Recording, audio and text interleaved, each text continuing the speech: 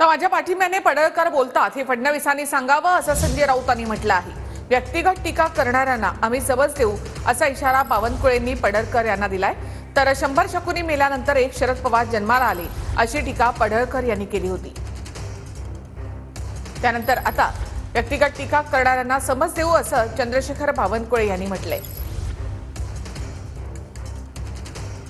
शकुनी मेल्याच्या नंतर एक शरद पवार जन्माला आलाय। याचं डोकं बघा की धनगर समाज हा कायदा मानत नाही, धनगर समाज हा लोकशाही मानत नाही। अरे 100 गावात या विधानसभा मतदारसंघामध्ये माझ्याच मार्कडवाडीला का पुढे केला आणि म्हणून मी आणि सदाभाऊ इथं तुमच्या गावामध्ये आलोय।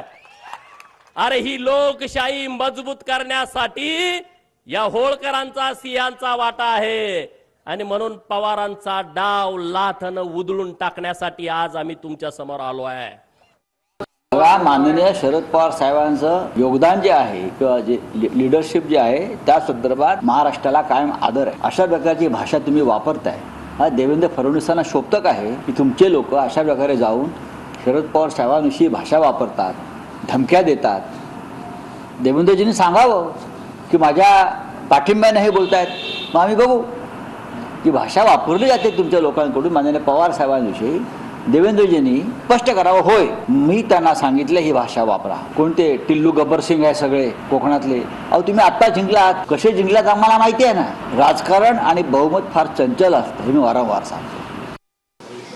शरद पवार साहेब हे मान्यवर नेते आहेत, त्यांची आणि आमची वैचारिक भूमिका नक्की वेगळी आहे। पण शरद पवार साहेबांसारख्या व्यक्तीवर व्यक्तिगत टीका टिप्पणी करणे आणि अत्यंत खालच्या पद्धतीची टीका करणे हे काही पक्षाला मान्य नाही।